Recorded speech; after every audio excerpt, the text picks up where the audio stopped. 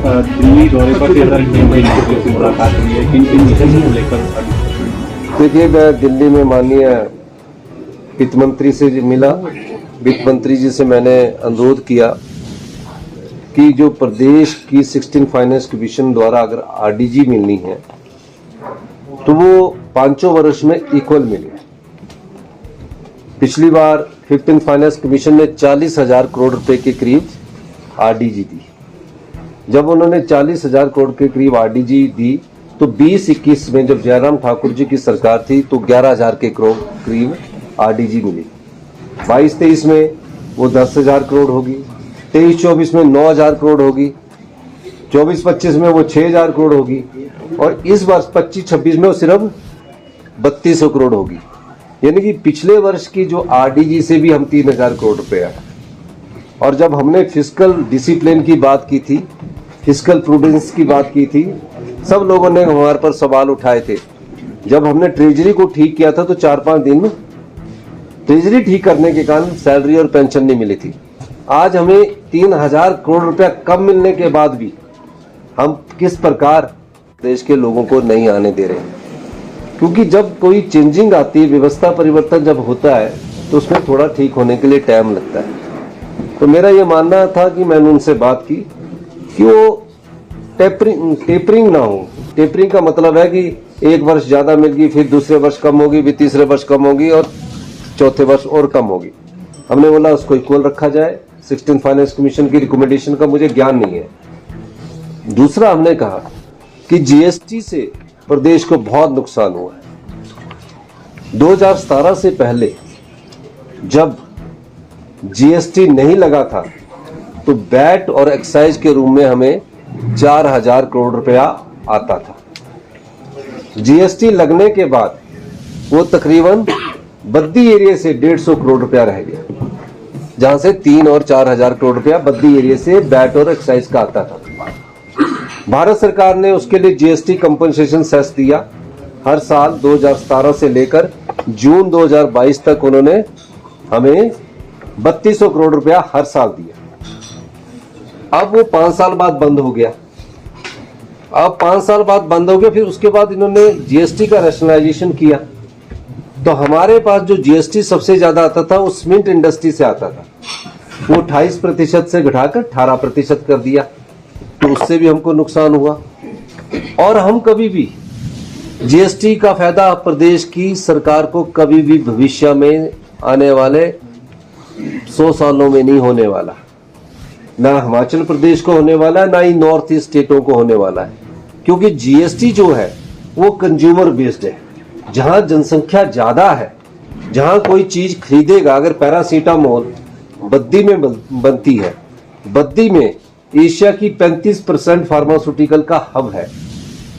जब जीएसटी नहीं था तो 3 से 4,000 करोड़ आता था, लेकिन जीएसटी लगने के बाद हम प्रोडक्शन स्टेट हो गए हैं, हम प्रोड्यूसर स्टेट हो गए हैं। पर जीएसटी लग कर रहा है, प्रोड्यूस तो हम कर रहे हैं। अगर पैरासीटामोल अगर वो वेस्ट बंगाल, महाराष्ट्र, यूपी में खरीदी जाती है, लोगों द्वारा खरीदी जाती है, तो जीएसटी तो वहां लगा। हिमाचल प्रदेश में जो जीएसटी उस समय लगेगा उस जितनी हमारी पॉपुलेशन खरीदेगी, तो हम कभी भी जीएसटी का हमको फायदा नहीं होगा।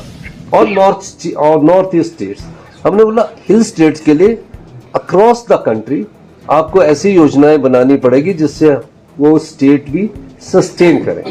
इस मुद्दे को हमने उठाया।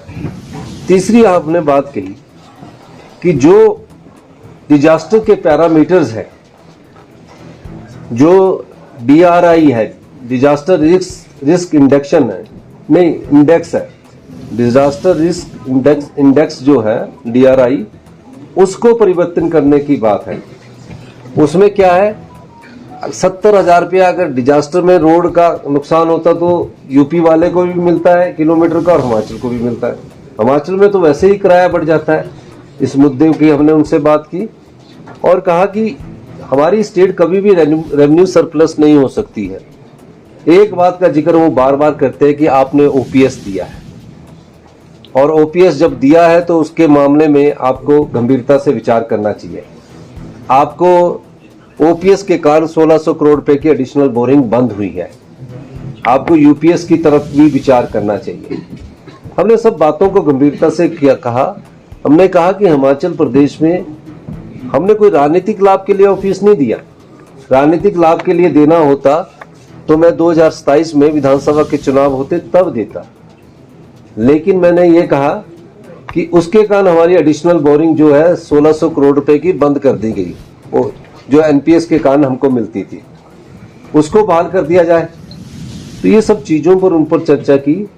माननीय वित्त मंत्री ने कहा कि हम सहानुभूति पूर्वक विचार करेंगे और इस मामले में हमने उनसे बात की है। दूसरा, हम सेब के इंपोर्ट को लेकर कल रात 9 बजे मैं पीयूष गोयल जी से मिला। उनको हमने पूरी वस्तु स्थिति का जायजा बताया और हमने कहा कि हमारा एक फ्रूट ग्रोवर्स का दल और हमारे ऑफिसर्स का दल आपके जो कॉमर्स मिनिस्ट्री के अधिकारी हैं उनके साथ बैठने के लिए और जो चीज़ें आपने की है उसको समझाने के लिए बैठेगा और उसके आधार पर आगे हम उनसे बात करेंगे। और निश्चित रूप से हमारा अधिकारियों का और जो हमारे एप्पल ग्रोइंग बेल्ट में हमारे जो फल उत्पादक है उनके साथ हम एक टीम बनाकर कॉमर्स मिनिस्ट्री में भी भेजने वाले हैं। सर, तीसरा, मैं पावर मिनिस्टर से भी मिला और पावर मिनिस्टर से हमने जो अपनी योजनाएं हैं उनको बताया और कहा कि हम जो हमारे हाइड्रो प्रोजेक्ट बने हैं उसमें हमको उचित रॉयल्टी नहीं मिल रही है, इसलिए हमको उसमें जो रॉयल्टी है उसको मिलने की भी बात हमने उनसे की है। और उसके बाद मैं सभी स्वास्थ्य नड्डा साहब से भी मिला। नड्डा साहब से भी मेरी बातचीत हुई है और नड्डा साहब से भी हमने बोला कि हम लोगों को हिमाचल के हित के लिए आप कहीं भी बोलेंगे हम उसके लिए चलने के लिए तैयार है। सर, 1500 करोड़ रुपए की प्रधानमंत्री की घोषणा, उस पर भी बात, उस पर मैंने उन्हें याद करवाया तो वो मेरे को अभी लगता है कि वो जो भारतीय जनता पार्टी के लोग हैं वो निश्चित रूप से इस बात को भी उठाएंगे कि मां प्रधानमंत्री जी ने इस बात को कहा है। एक सर विक्रमादित्य सिंह का बयान आया है, उन्होंने कहा कि अधिकारी जो तो मैंने देख लिया उसके और उस पर उंगली उठा रही है तो भाजपा सर, आप राष्ट्रीय अध्यक्ष से भी मिले मल्लिकार्जुन खड़गे जी से, क्या कोई कैबिनेट को लेकर चर्चा हुई है? Cabinet reshuffle? बिल्कुल, अभी आने वाले समय में कैबिनेट भी रीशफल की जाएगी और निश्चित रूप से हम आगे आने वाले वक्त में कई प्रकार के योजनाओं को लेकर भी आएगी। सर, कुल्लू में पटवारी के साथ मारपीट हुई है, ये गंभीर मामला है और सरकारी कर्मचारी अधिकारी पर किसी को हाथ उठाने नहीं दिया जाएगा।